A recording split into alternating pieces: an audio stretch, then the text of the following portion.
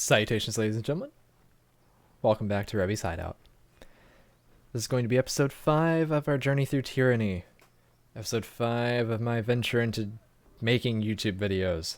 Episode 5 of basically trying to see if I can record and kind of get into the rhythm of this. Genuinely, thank you all so much for all of you who've watched these and left comments.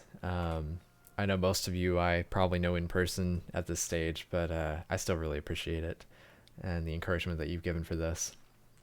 I look forward to carrying on with this, and I hope it's at all entertaining. I hope the 30 minutes is not too bad. Maybe listening in the background or just popping in, seeing like, oh, okay, yeah, that's cool, he's doing stuff, and then moving right along. All is good. With that, welcome back to Tyranny. We are now in the disfavored camp. We are about to go talk to the Archons. Let's see how this goes. As we find ourselves moving more towards, or at least how I find myself moving more towards the role of sort of a negotiator. It'll be interesting to see what kind of circumstances we end up with that, within that light. Obviously there's a... Wait, is this the one that we talked to earlier? I got it. Guess so. Be kind of interesting to see where we end up with that, since we've had some stuff for athletics that we don't have, but maybe we'll have some opportunities to do some more negotiation based actions later on as well. Right now, let's talk to the blacksmith, because weaponry. Isotanus curses the air as a blade of thin iron breaks in half beneath his hammer. Repairing weapons with scrap isn't exactly why I got into this craft, but our supplies are spent. Not great inflection on that reading, but we'll go with it. He wipes the sweat from his brow and gets a better look at you. Why not forge bronze? Bronze will do in a pinch, don't get me wrong. It can take a beating and get bent back into shape, unlike the stubborn iron we have here. He glances at a pile of his work with dread. And we always have plenty of tin and copper lying around, so supplies aren't the problem. It's a rare smith who can churn out military-grade bronze consistently. More often than not, it comes out too soft. Look around camp. We're garbing the Legion head to toe in iron because it's cheaper and easier to produce for the masses. Couldn't do that with bronze. They call the disfavored the Iron Legion for a reason. Strategy and skill may be our backbone, but claws are made out of iron. Our claws are made out of iron. The good stuff comes from the smiths in Lethian's Crossing. You mentioned an iron shortage. I'm afraid so. The last shipment sent down the Matani went missing near Echo Call Crossing, and I'm afraid we won't be seeing any more now that the valley is sealed.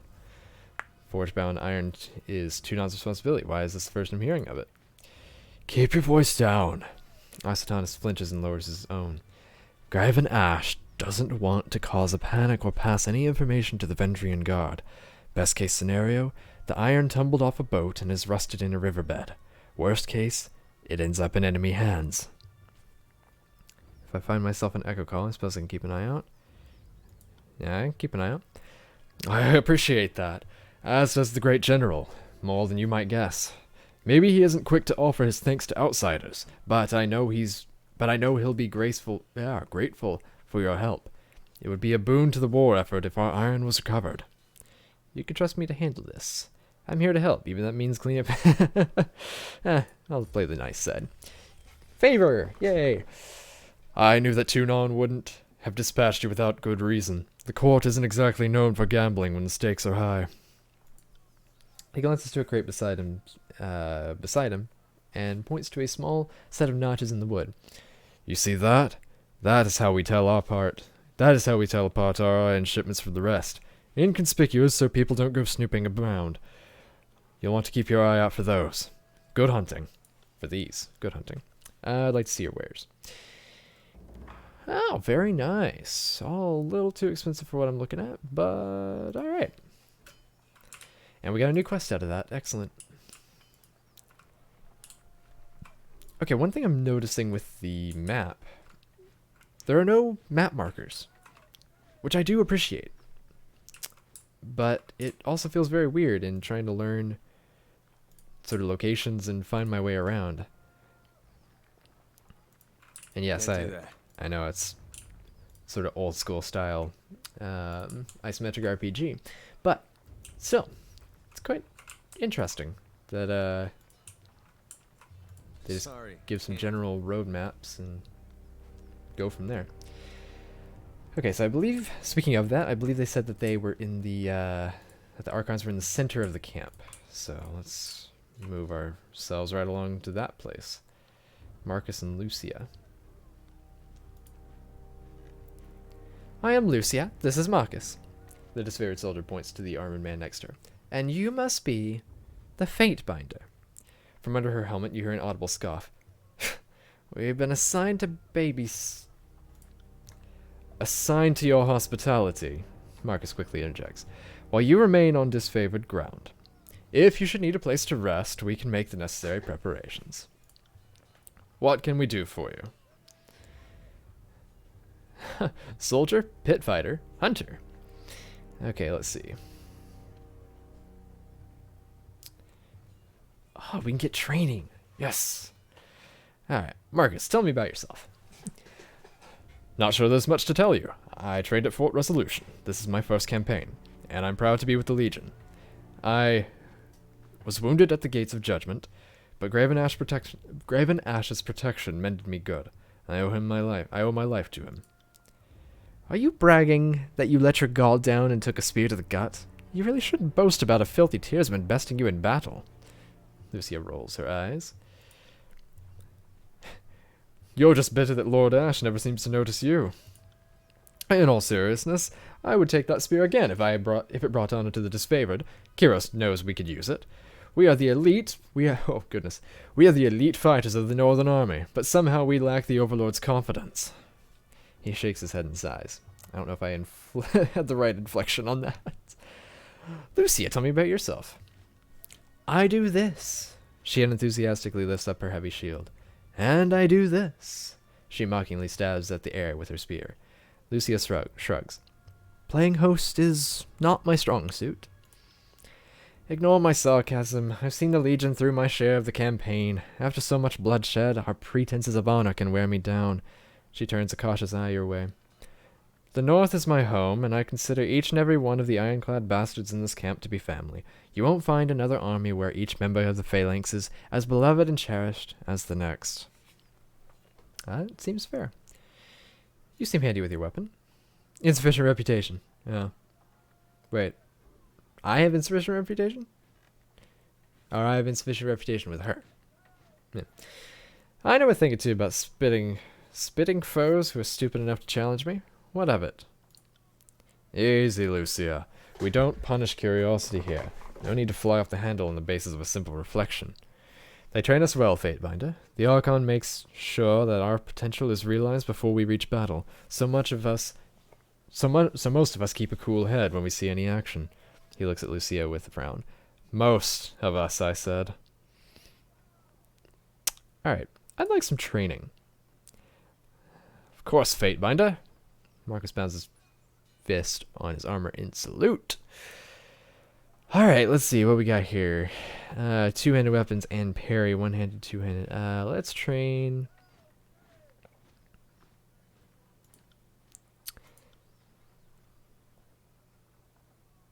Let's get some training in two-handed.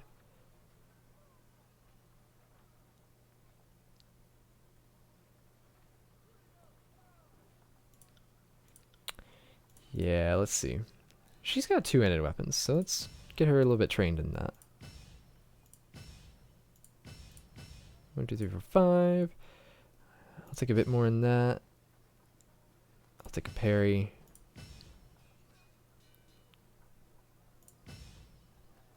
That might have just been all ranks trainable for me in this level entirely, but we'll make good of it. Well, if it isn't the FateBinder. Lucia could use some training. Finally, some fun to break up the monotony of this siege. Oh, yep. She has dodge and athletics. Okay. Oh, she has athletics. Oh, that would have been handy. Oh well. Okay. Well, let us rest. Yes, let us rest for 8 hours. Oh, look at that. Look at that. Alright, well, let's save real fast, then we shall engage in diplomacy. I say diplomacy. Ew. What have we? Oh, what just happened? Had +1 to subterfuge. Go back out.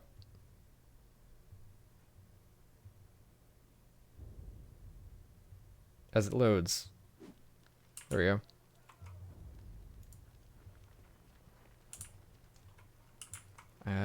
Okay. I don't know what that was. Alright. This battle report from the Echo Call Crossing blames the failure of the assault on the village of the Scarlet Chorus. Apparently their scouts failed to report critical intelligence about the enemy composition. Oh, good job, guys. Alright, so we have Voices of Nerat. Oh, just the two big guys are just right here having it out. Iron Marshal Erignos and Fifth Eye. I like how the disfavored soldiers' names are very proper and sound like they are part of a military, and then the Scarlet Chorus's names are like they're in a cult or something. It's like, oh, and over here we have Wormwood, and over here we have Rat Tongue the Sage, and other things like that. Whereas like the disfavored, you have Iron Marshal Erignos or something like that. Who do we talk to first? Probably just engage directly. Grab an ash. Eyes. Reports of avalanches in the mountains now. The Tearsmen can barely count past 9. They have neither the capacity nor the cause to close off the mountain passes. Either way, that leaves the 2nd and 4th cohort trapped outside the valley. The Archon of War pounds his staff on the ground to punctuate his words. A large, imposing man to begin with, his profile is made larger still by his hulking suit of armor that hums with a mystic energy. Or it's the work of your perfidious Earthshakers. Only a fool would not suspect a traitorous Archon of poisoning the mind of his students with sedition. We would have killed the Earthshakers Guild for their master's treachery, but I'm sure you have some perfectly valid reason for allowing them to live as your pawns. The Archon of Secrets passes a scepter between his hands as he speaks, twirling the rod in hypnotic circles. Emerald luminescence seeps from the seams of the Archon's ragged red robes. The glow is most noticeable where his neck ought to be. His mask seems to float and spin, never pivoting or bending naturally. Hey, watch yourself. When these two get going, you don't want to get between them. Verse whispers fearfully as she beholds the Archons.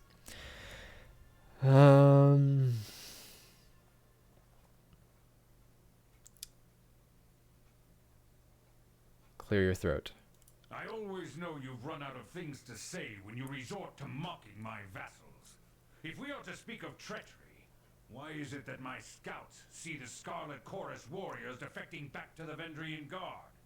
Your fearsome reputation has gone flaccid, for it seems you cannot control your soldiers, or perhaps you simply choose not to.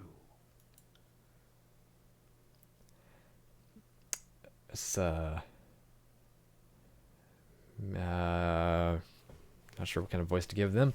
Iron Marshal Erignos. My lords, the FateBinder has arrived.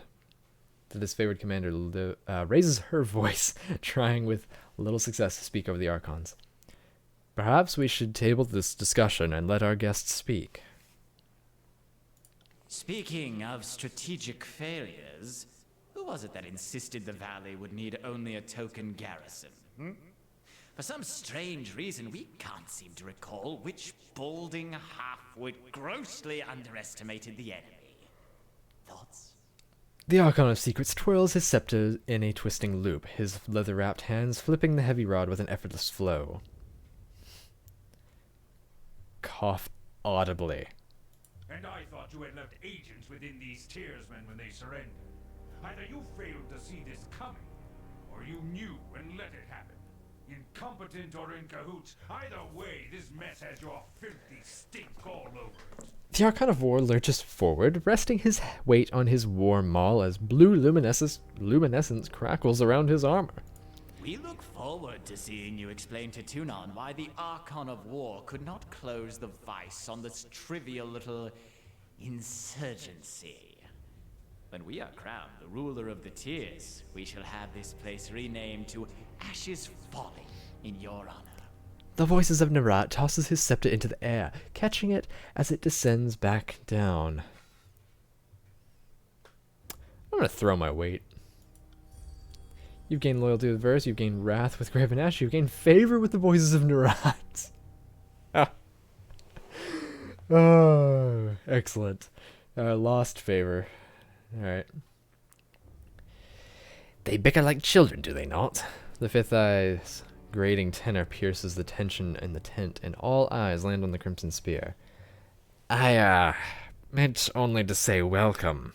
Welcome to our guest, the FateBinder. The armored retainer bows with rushed inelegance, then rises to a salute. And not a moment too soon. Gain favor with Graven Ash, gain favor with the sound, alright. Governor Rebby, long have we honored... Governor Rebby. Oh gosh, this sounds so strange. Governor Rebby, long have we been honored by your iron, and now we are honored by your presence. I must apologize for my lords. Tempers run high of late. I'm not a diplomat. Okay.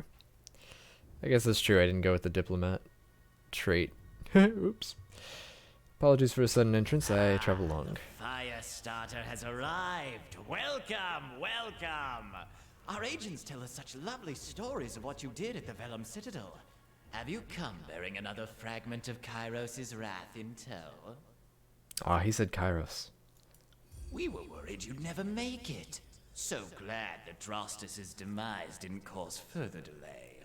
The Archon of Secrets turns his attention to you. The frozen rictus, fashioned into his bronze mask, greets you with a permanent smile.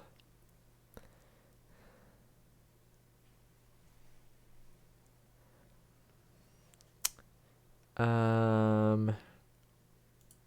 seemed only yesterday you were proving your worth in battle, assisting my warriors in the siege of the bastard city.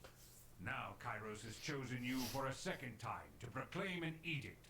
Tell us, good FateBinder, what sort of punishment does the Overlord have in store for the Oathbreakers? Oh boy. Okay. The Overlord's servant. The Overlord's loyal servants must hold Ascension Hall by Kairos' Day of Swords, or all in the valley shall perish.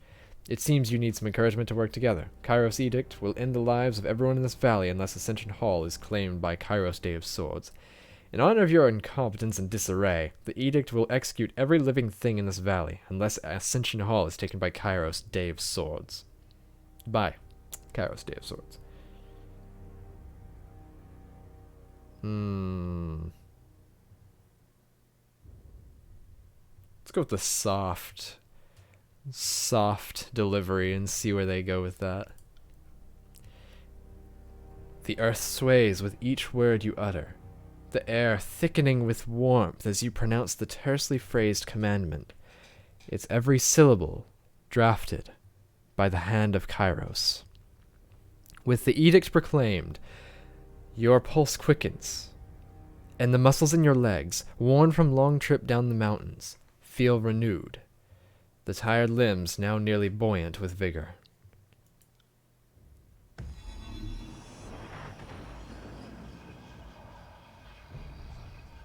The Overlord means to compel us into action. No doubt the avalanches in the mountains are part of this ultimatum.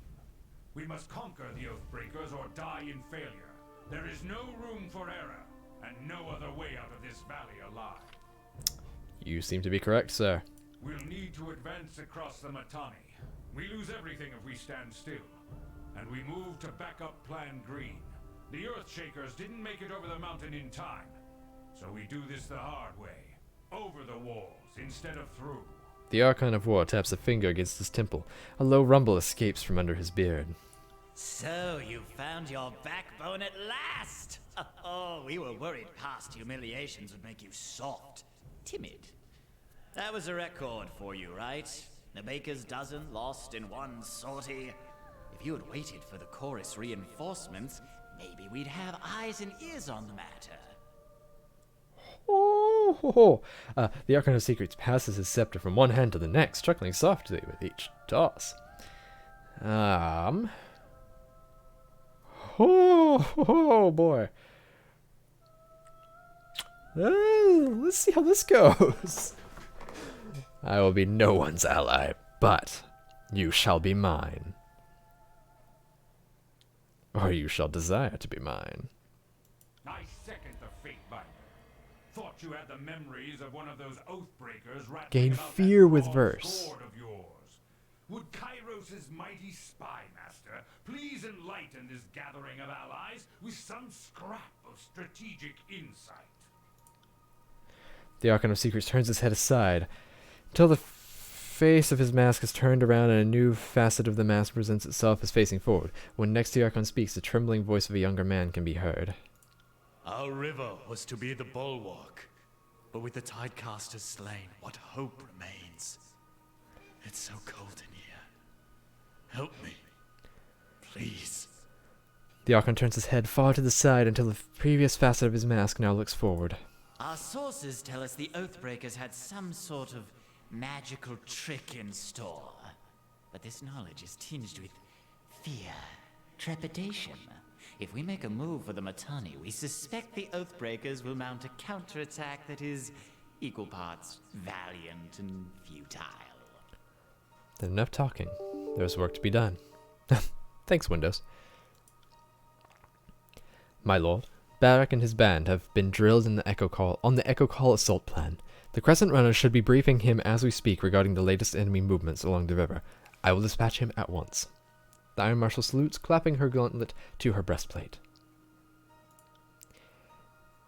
And I will ensure the chorus stands ready to march. If the disfavored can take the river, the chorus, and the manpower to secure the outer ring, the chorus has the manpower to secure the outer ring of the valley. Our soldiers clamor for battle, and at last we shall have it.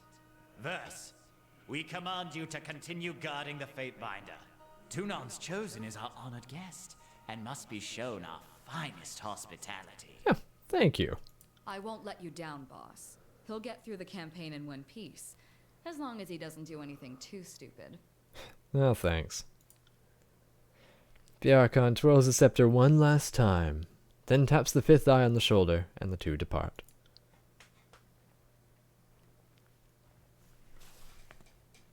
Fine. The fool and his puppet are gone. Perhaps now I can hear myself think. Rarely do I question Kairos' judgment, but I will never understand why the voices of Narot is given such authority. I shudder to think what will become of us all should Tunon favor him in the end.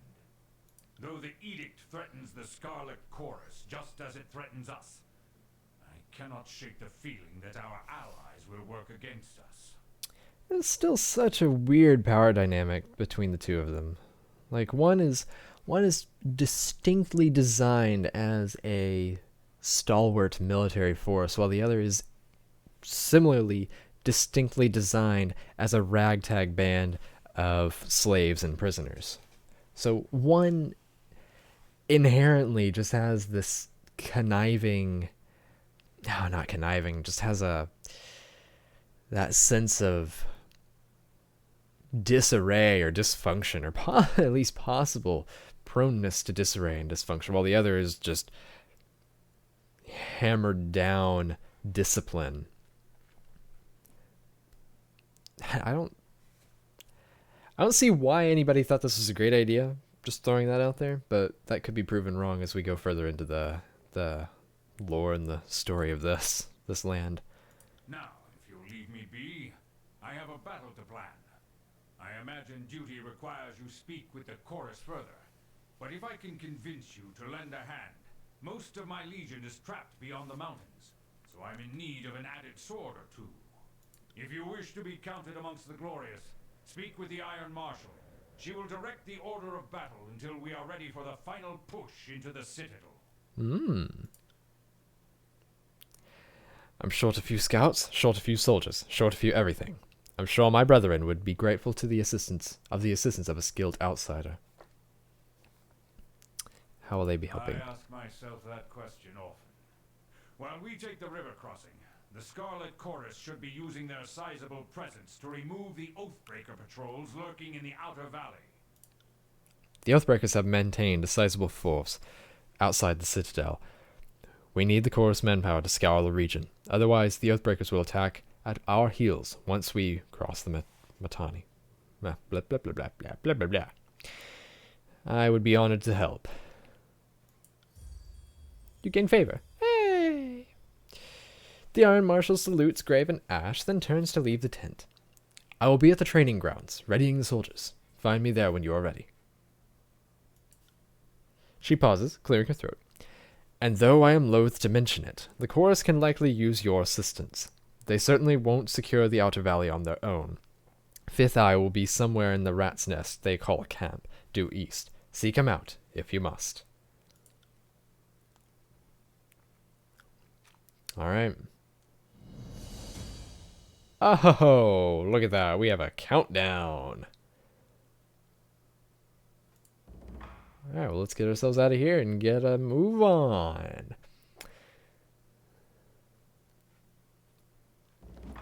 Alright. Who's this guy? Sevius. Earthshaker, Stone Shield, Iron Walker. Who's Sevius?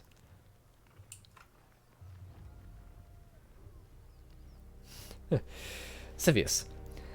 Oh gosh, what kind of voice should he have? Too nonsense us the fire starter. I see how it is. Huffing with arms folded, the disfavored warrior bristles at your approach. He cranes his neck to either side, cracking and popping the joints of his neck. I'd ask if you've come to take over command once more, but having not been trusted with one since the Vellum Citadel, you can't rob what I don't have. Yeah. Well, you're a nice man. You should jar with Iron Marshal if you want to talk substance. I'm just managing patrols here. She and Ash are giving direction. What is it you need? Yeah, no, we're good. Don't feel the need to talk too much about you. Oh, these are all autosaves. Yeah. Apply that. Alright.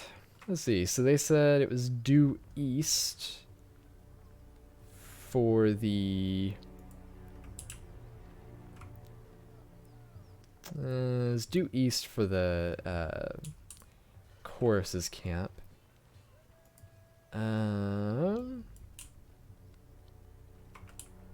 There's that there, so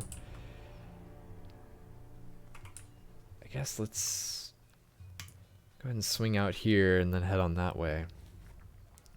Let's see, check the journal real fast. Battle of Echo Call Crossing must be taken before Kairos forces can press their attack on Vendrian's Well. Citadel, Spheres subdue the rebels. Okay, speak with Iron Marshal at the disfavored camp to discuss how you should approach the battle with Echo Call Crossing. Okay. Then taking the Outer Valley, Scarlet Chorus are currently attempting to secure the outer ring of Vendrian's Well. Speak with the Fifth Eye at Scarlet Chorus camp. Okay, you learned that Scarlet Chorus has an ongoing operation. Alright, so I'm assuming both of these will stay open because one clearly comes before the other. So I'll focus on taking the Outer Valley and then we'll move to the Echo Call Crossing.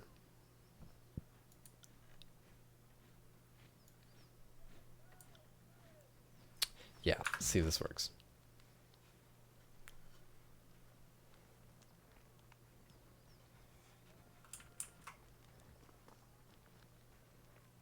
And these take us... So that takes us back to where we were. Let's try going this way. Ah, this is disfavored camp and then the Scarlet Chorus camp. Okay, got it. Take an hour and 30 minutes.